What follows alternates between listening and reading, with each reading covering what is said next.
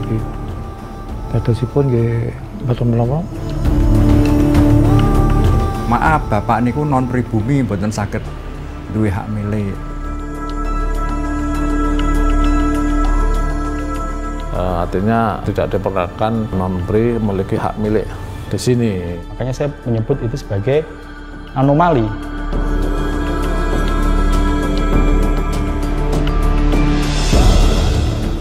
Jadi walaupun Anda mengaku seorang Jawa, kalau kulit Anda putih sipit, Anda termasuk di dalam warga negara Indonesia keturunan Tionghoa versi mereka. Nah, yang kita lihat dari situ itu konkret bahwa teman-teman Tionghoa menghadapi pembedaan. Jadi keraton itu tidak bisa mengeluarkan statement terkait 3 hal. Kita tidak bisa milih kok. Kita mau lahir jadi Jawa atau apa.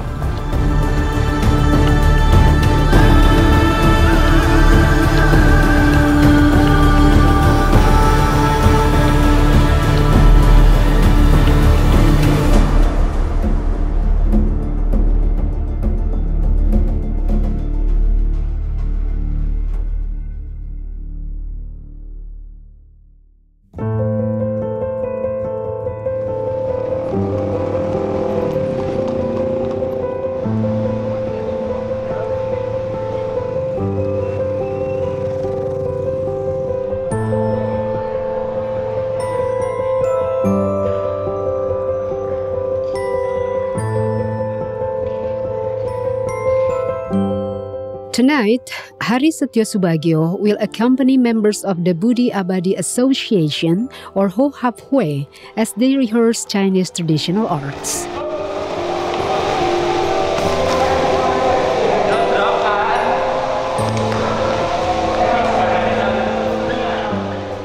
The practice tonight is more special than usual because the performers are getting ready for the celebration of 99 years of Budi Abadi Yogyakarta.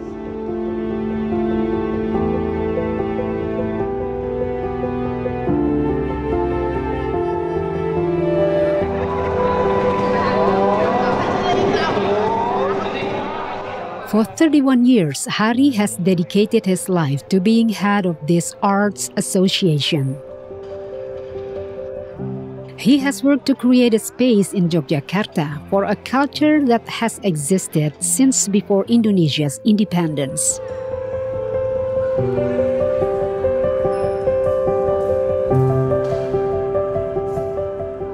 Although the Budi Abadi Association is an organization for traditional Chinese arts, its members come from a variety of social and ethnic groups. So it is clear that this cultural performance is something that has become an important part of Yogyakartan society. Kula segede cobi kula kupas. Sadereng kemerdekaan nggih Budi Abadi napa Wabi niku tetep nyawiji kalian masyarakat setempat nggih ikut berjuang. Kemudian sawise kemerdekaan kita mengisi dening kagem kesenian, kebudayaan lan sosial, khususipun penyelenggaraan persemayaman kagem anggota rumiyin. The language spoken by Hari is a mix of Indonesian and Javanese, including High Javanese or Kromo. Javanese has 3 language levels: Bahasa Jawa Ngoko or Basic Javanese, Bahasa Jawa Madya or Medium Javanese, and the highest level, Bahasa Jawa Kromo, High Javanese. Currently, High Javanese is used to express politeness. It is considered a language of respect.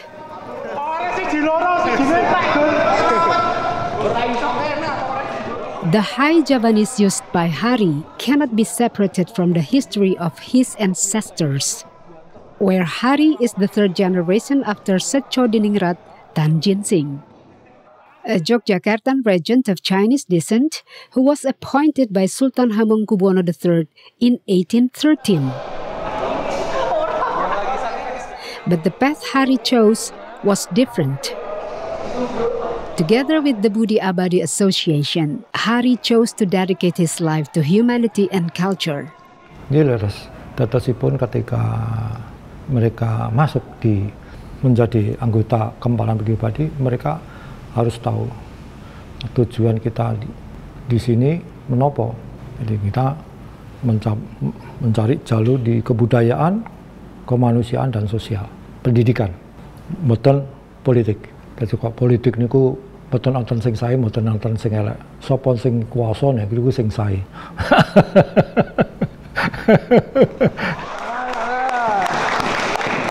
Hari's activity with the Budi Abadi Association has long been one way to establish intercultural relationships in Yogyakarta. It is also the path taken by other Yogyakartans of Chinese descent.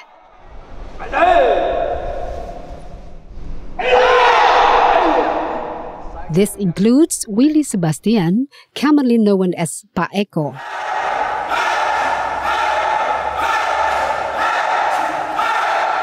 For 49 years, Willy has taught martial arts, including a form of self-defense known as Kyokushin Karate. This martial art was developed in Japan. It emphasizes character building and mental fitness, as well as physical control. Willy passes on his expertise to the younger generation in Yogyakarta. Although ethnically Chinese, Willy is an Indonesian citizen who was born in Yogyakarta.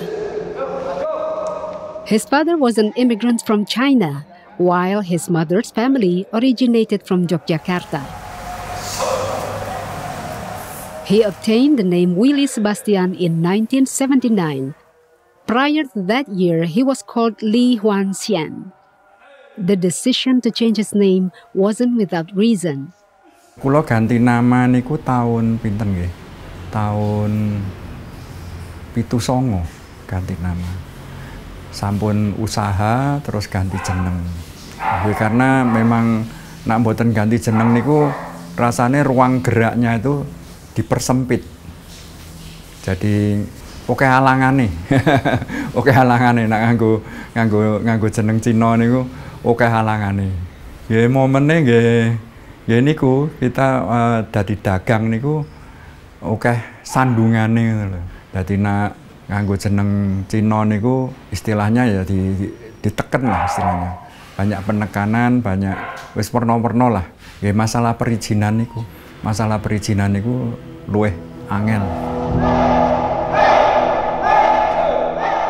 Despite having changed his name, Willy continued to experience difficulties.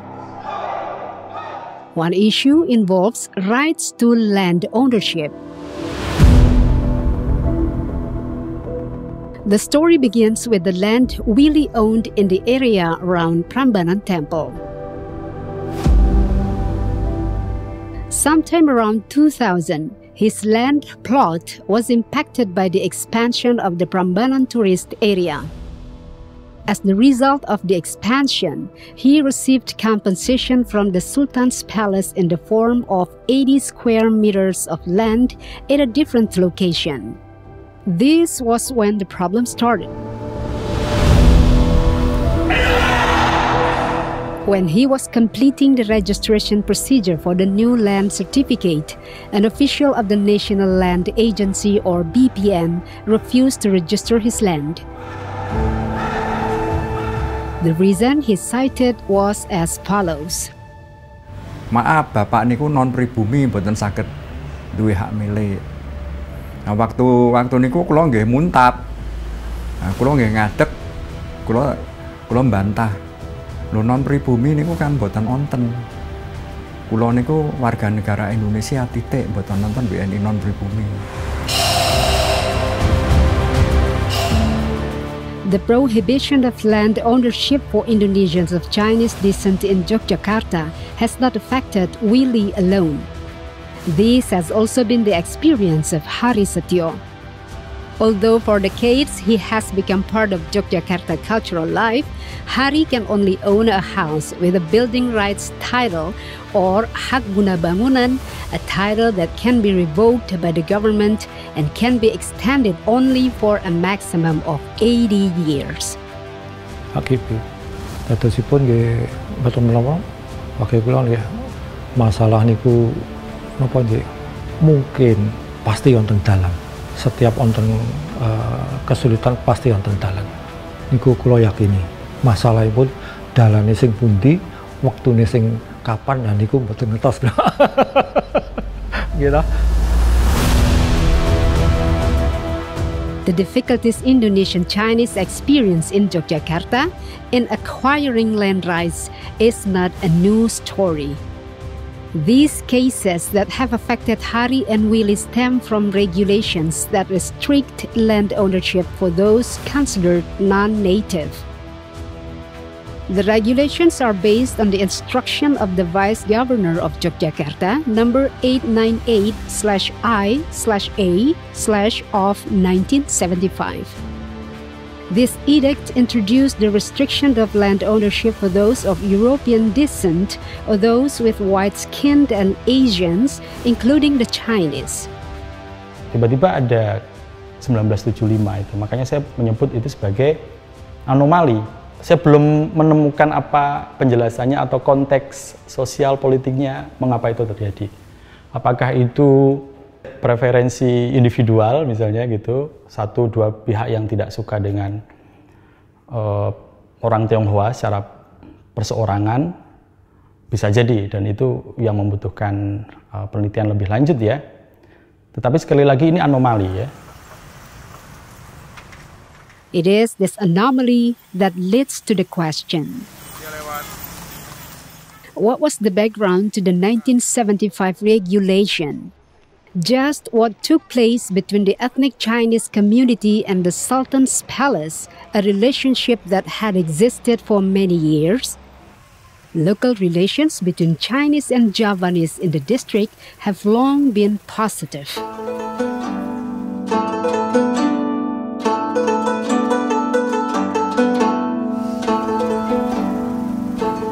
Chan Ling Kiong Temple is one of the oldest Chinese temples in Yogyakarta.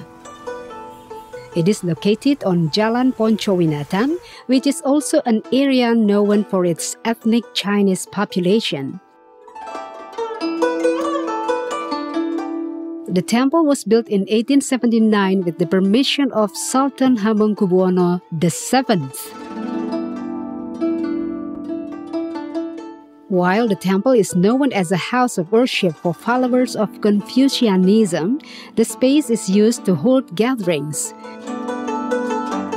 It also serves as an educational facility.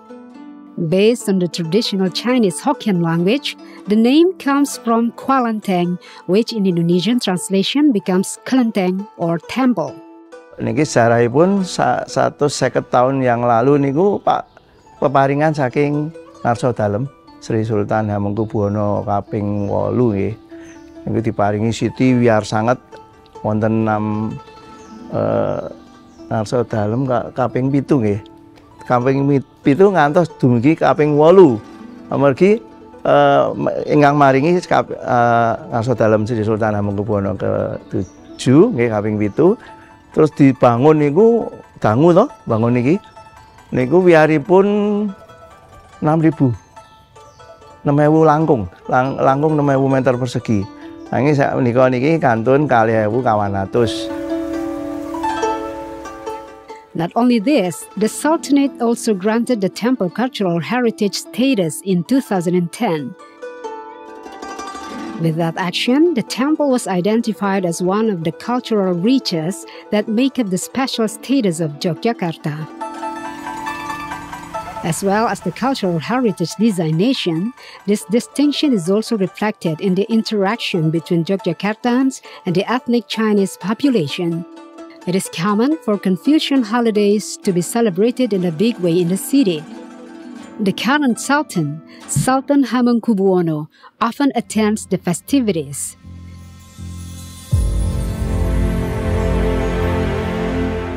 The good relations between the ethnic Chinese and native Yogyakartans existed even before the building of Chen Lingqiong Temple.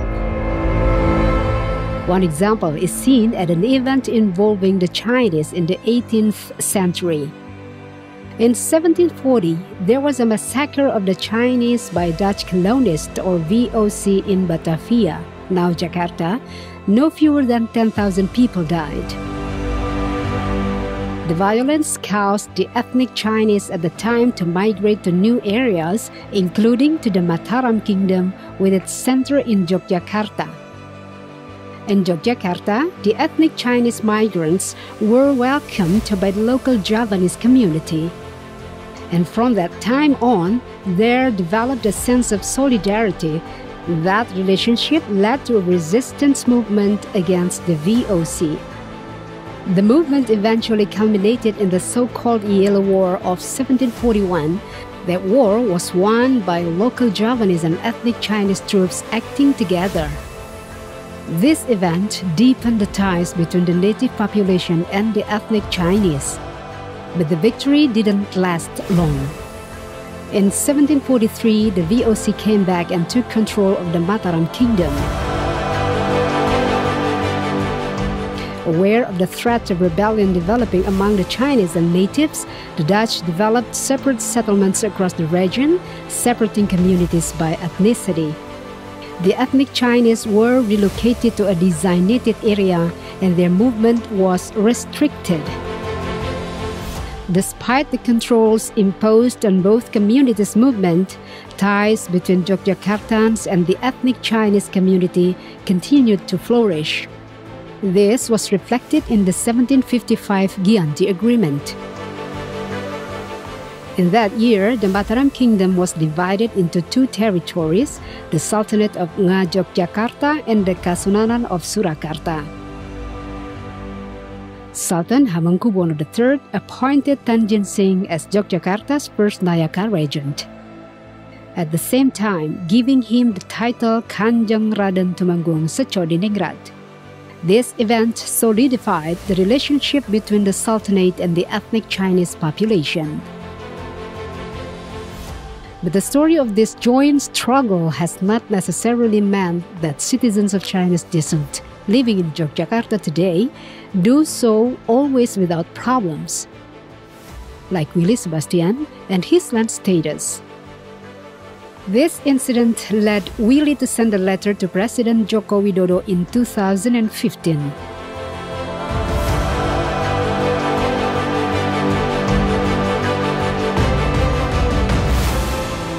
In fact, Mr. Sebastian had taken the same action in 2010 when the country was led by President Susilo Bambang Yudhoyono. 2010, kula tulis surat kalih Presiden SBY. Kalian Bapak Presiden SBY ditanggapi, langsung ditanggapi. Surat kula ini langsung ditanggapi. Langsung Pak SBY memerintahkan Seknek, terus Seknek merintahkan BPN RI yang teng Jakarta, merintahkan BPN RI, merintahkan BPN Jogja agar melayani semua warga negara Indonesia tanpa membeda-bedakan. Neng surat niku mboten dianggap kalih BPN.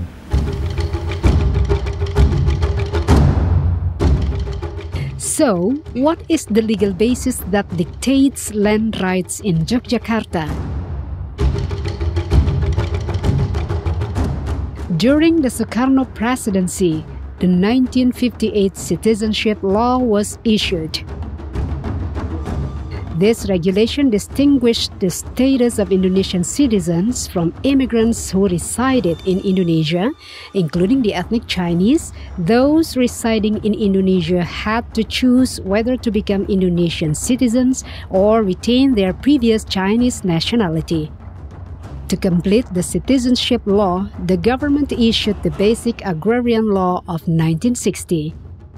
One important aspect of this law concerned the right of all Indonesian citizens to own land. This right was extended to all those Chinese who had chosen to become Indonesian citizens in 1958.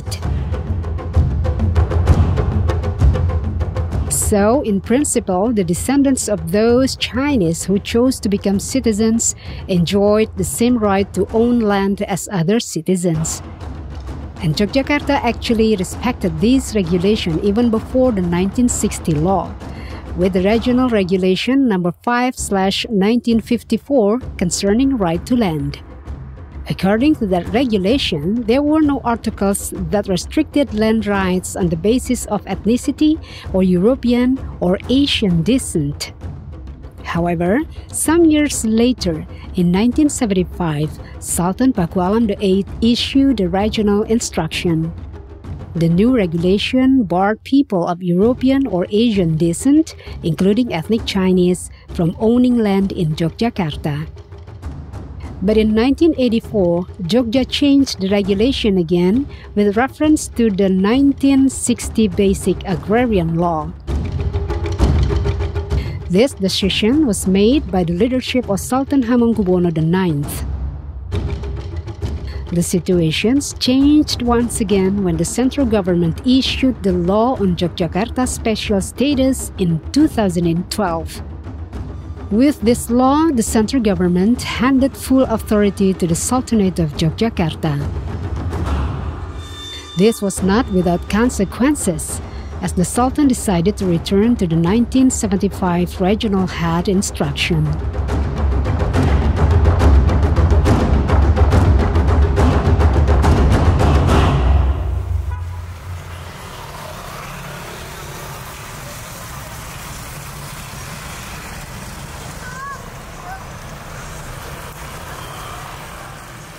The consequences of this has impacted Andri Lesmono's family when they tried to buy a house with a hak milik or full land ownership certificate in 2018. When they tried to register the land ownership certificate with BPN Yogyakarta, their ownership status was degraded. What was before a full right of ownership was now limited to a right to build or without full ownership. Jadi menunjuk surat saudara tanggal 30 Juni 2018 perihal seperti pada pokok surat. Dengan ini kami sampaikan hal-hal sebagai berikut. 1. Bahwa Nyonya Ana Eva Yanti telah mengajukan permohonan perubahan hak atas tanah dengan melampirkan surat pernyataan tanggal 22 Januari 2018 yang pada intinya sertifikat hak milik nomor 5435 bersedia untuk diturunkan haknya menjadi hak guna bangunan karena pemegang hak merupakan warga negara Indonesia keturunan Tionghoa. Yang perlu digarisbawahi, surat pernyataan ini sebenarnya bukan sukarela ya, karena terpaksa, karena kalau tidak kita tanda tangani tidak bisa terjadi perubahan hak, dan itu kan lebih merugikan kita. The ups and downs of policies related to Indonesian Chinese are also reflected in the constant changes in the city's Chinatown.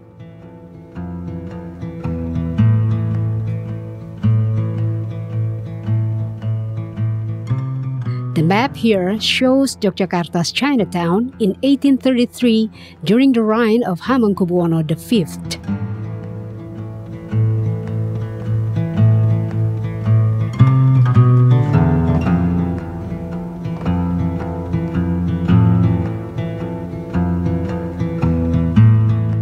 It then changed in 1927 during the time of Hamengkubuwono VIII.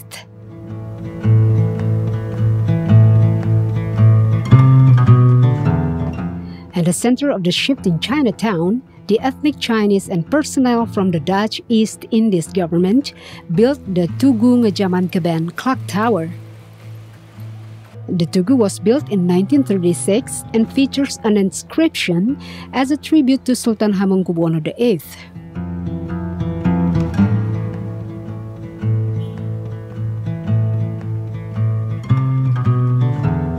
Tugu Ngejaman has stood sturdily in the walls of the Keraton area to this day.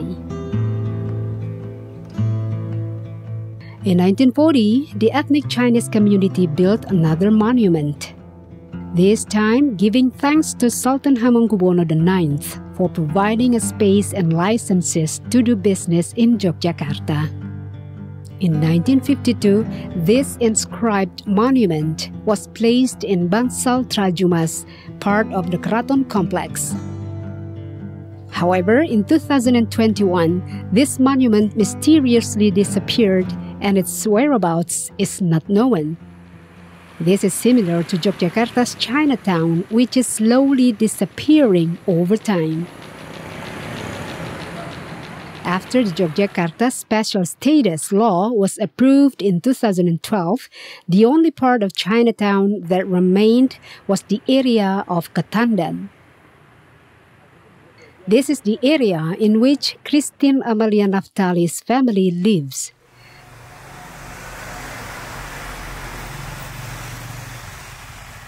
Christine lives in the house passed down by her grandfather that has stood in Ketandan since 1953.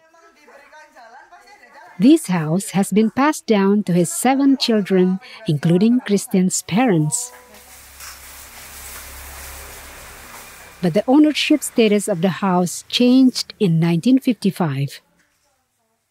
The house, which originally was held under full rights of ownership, changed status to building rights only. This has obliged the heirs of the property to regularly update the building rights certificates and status. In the process of making the new building rights certificate, the heirs have to sign a declaration letter. The letter declares that the owners of the house are willing to accept changes in policy related to the land if any such changes occur in the future. Yet the letter does not elaborate on what these changes might mean. Kemarin terakhir tanda tangan surat pernyataan ya kalau bersedia menyesuaikan kalau ada kebijakan tertentu ya. Sebagai syarat formulir itu harus tanda tanganin sih. Yang aku tahu loh Mas. Mengko ke depannya seperti apa sih? Ketika ditanya ya jawabannya diplomatik lah.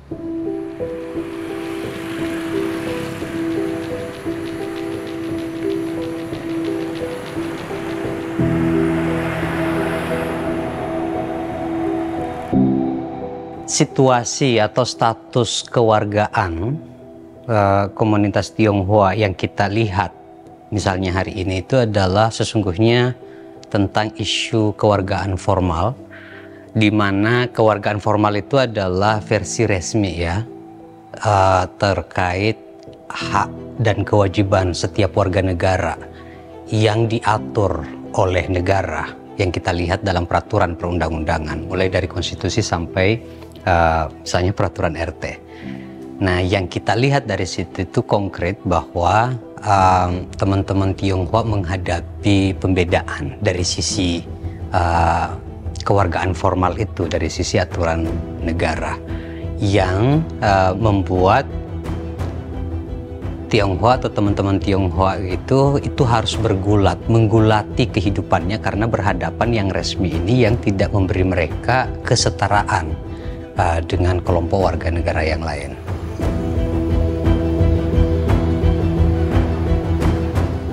To learn more, we met with the head of National Land Agency, BPN Yogyakarta.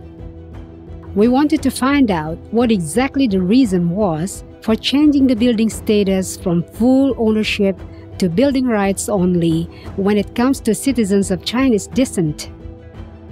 Yang menjadi kebijakan di DIY ini hak milik ya, hak milik yang belum diperkenankan sampai saat ini kan gitu.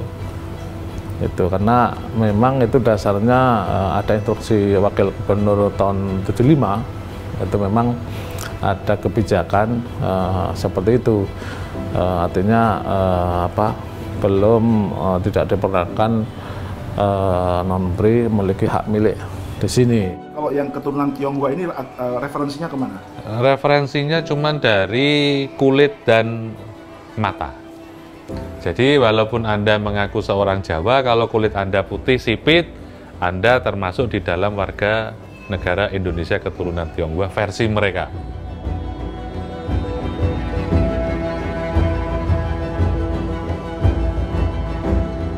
Betul sekali bahwa di satu sisi itu harus mengacu pada konstitusi, pada hukum tanah nasional, yang pada pelayanan yang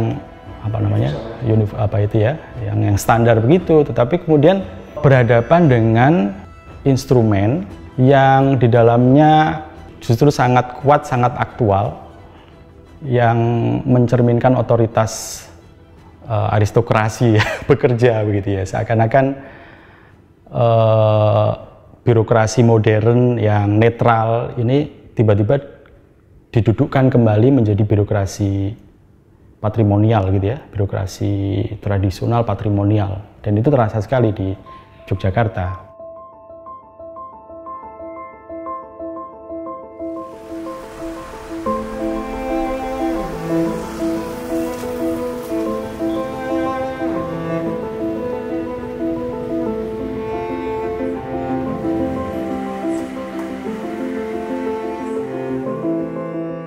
This was the first department store and supermarket with an escalator to open in Yogyakarta. It is located on Jalan Urip Sumoharjo.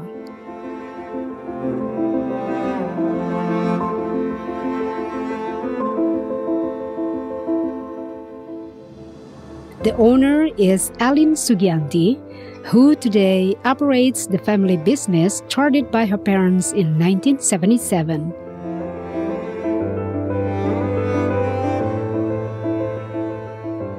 Over time, the shopping center constructed its 4th floor, which was opened by Sri Paduka Paku Alam VIII in 1984.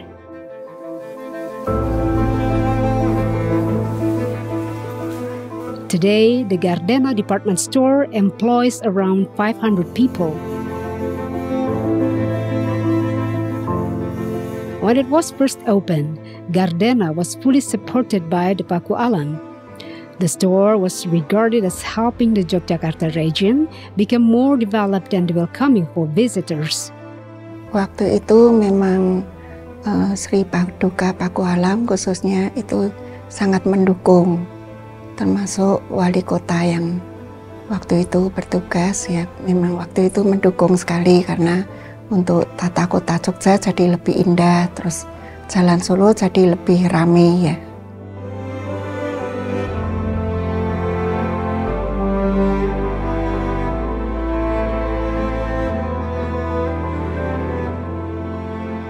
In addition to Gardena, Elin also opened up a store selling products for pregnant women, babies, and children.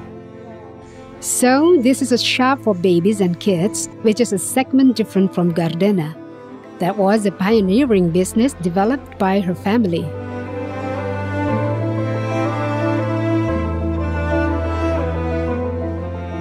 The shop is called Finolia and is the most complete shop for the needs of infants and children in Yogyakarta. Around 50 people are employed at the shop. In developing the business, Elin was assisted with a bank loan. However, as the guarantee she could not use her land certificates, the guarantee was the store's merchandise and buildings. Kesulitan kami di situ ya, jadi keluarga Tionghoa di Jogja sini memang semua tidak mempunyai hak milik, jadi semuanya HGB. Jadi kita juga menyesuaikanlah dengan pemerintah yang sudah di garis bawahkan. These restrictions on access experienced by citizens of Chinese descent are also reinforced by certain processes of stigmatizations taking place in the surrounding society. There is a widespread belief that the ethnic Chinese are attempting to win control of much land in Yogyakarta. Therefore, the 1975 regulation sought to prevent this from happening. Ya, sebetulnya itu termasuk kekhawatiran yang tidak mendasar ya. Kita semua berusaha itu juga cuman untuk bisa mencukupi diri sendiri dan bisa berbuat untuk orang lain seperti itu. Jadi orang Tionghoa itu di Indonesia bahkan di negara yang lain itu tidak semuanya orang yang mampu dan berada. Jadi kita lebih banyak untuk memikirkan bagaimana kita bisa hidup berguna untuk masyarakat. Diskriminasi rasial jelas ya. Kalau isu kelas khusus untuk warga Tionghoa, saya belum berani mengatakan itu karena kita tidak tahu berapa luas yang dimiliki oleh warga Tionghoa. Dan kalaupun iya, apakah itu cukup sahih untuk menjadi dasar diskriminasi gitu ya. Tetapi kalau keseluruhan melibatkan dengan berbagai macam aktor lain yang mengalami konflik, ini sebenarnya adalah problem kelas, problem penguasaan tanah yang sangat timpang yang berpusat pada segelintir orang atau lembaga, dan itu kebetulan adalah otoritas tradisional Jogja gitu.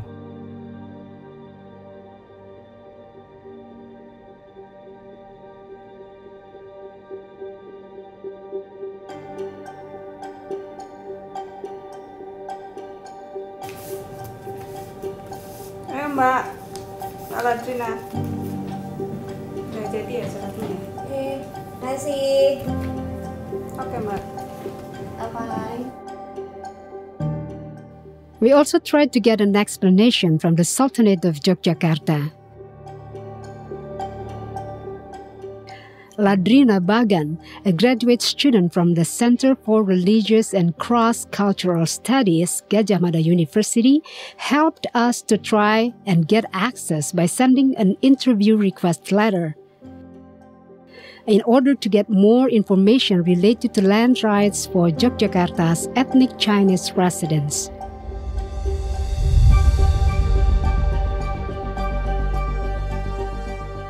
Kami sudah mencoba untuk mengkonfirmasi terkait isu kewargaan di Yogyakarta terkait tanah gitu ya.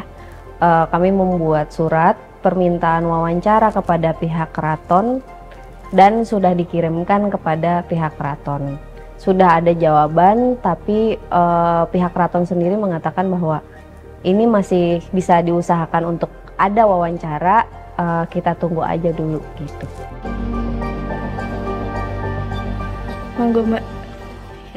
The interview request letter has already been submitted. However, information on the time of the interview has never arrived. Pada awalnya kan saya mengirim surat itu ke Panitikismo sebagai badan yang memegang otoritas terkait pertanahan di Yogyakarta.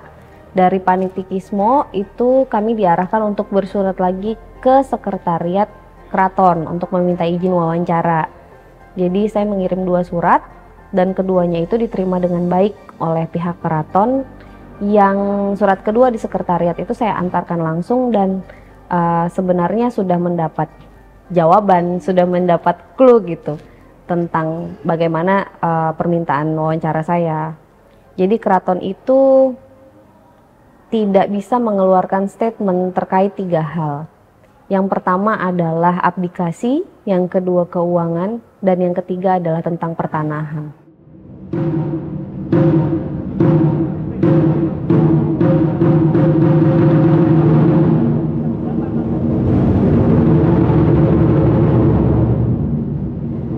Today is the day Budi Abadi or Ho Hap Hue has been preparing for.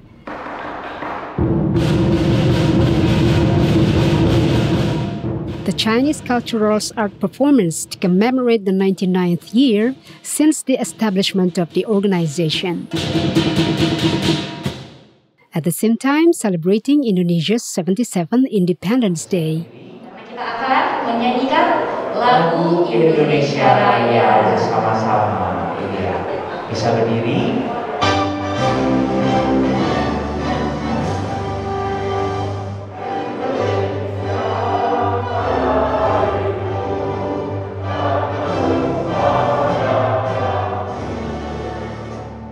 Lagu Indonesia Raya menjadi kebanggaan, bisa menjadi keringat dingin, nangis ya, nah, itu kan.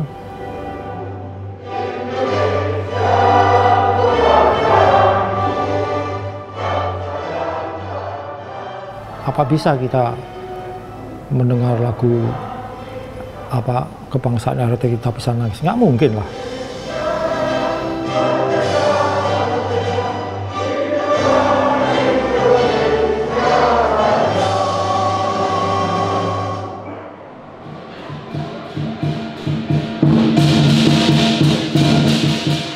The commemoration event was made lively with the barongsai or dragon dance performance. The Chinese community believed the barongsai can drive away evil spirits.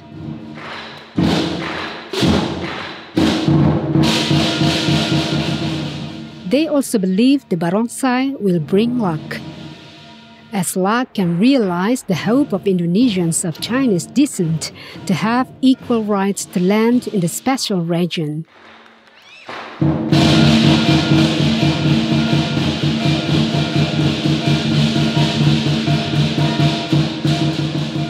Isu dan situasi kewargaan itu tuh penting kita lihat dalam konsep kewargaan itu dalam dua ranah, formal dan informal. Formal ini yang tadi kita jelasin, kalau informal itu adalah keaktifan warga merespon yang mereka hadapi, keaktifan warga merespon kewargaan formal ini. Nah, kebudayaan itu adalah ranah di mana warga sesungguhnya menggulati kewargaannya. Nah, teman-teman Tionghoa itu menunjukkan ketika di saat di kewargaan formal misalnya aturan membatasi mereka hidup di sini harus ini karena dia tidak bisa berhenti sebagai warga negara, harus digulati. Yang diharapkan tentu saja nantinya bisa berdialektika. Jadi apa yang dia lakukan di kebudayaan itu bisa merespon yang ada di kewargaan formal itu.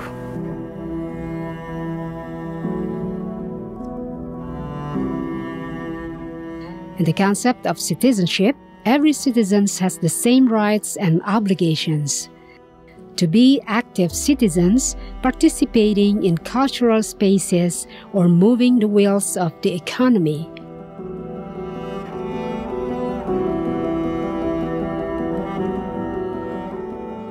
Then, the active role of citizens of Chinese descent is important in fighting for their rights as Indonesian citizens.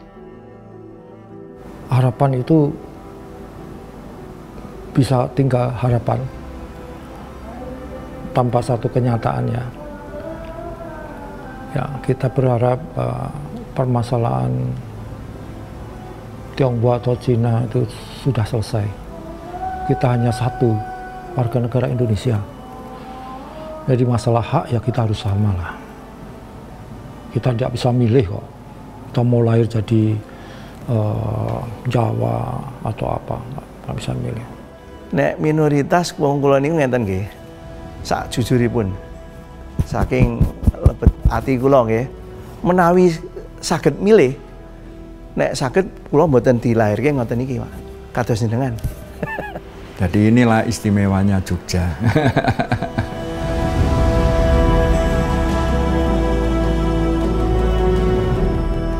Jadi relasi antara kewargaan formal dan kewargaan informal ini penting dilihat sebagai dialektika ruang di mana antar negara dan warga negara itu hidup.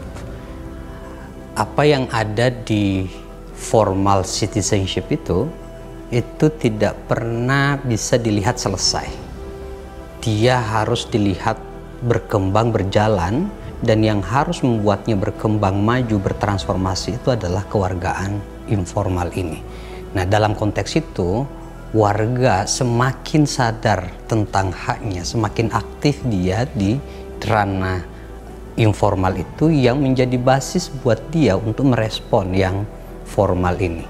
Itu yang sebenarnya kita harus usung terus-menerus agar situasi kewargaan kita di mana banyak yang misalnya dibedakan, didiskriminasi itu bisa bertransformasi.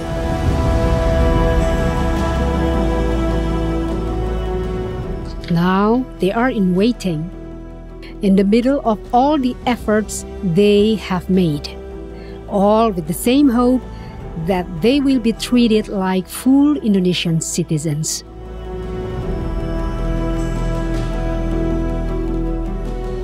Kota ini negara, Ming itu rakyatnya ya, rakyatnya aman.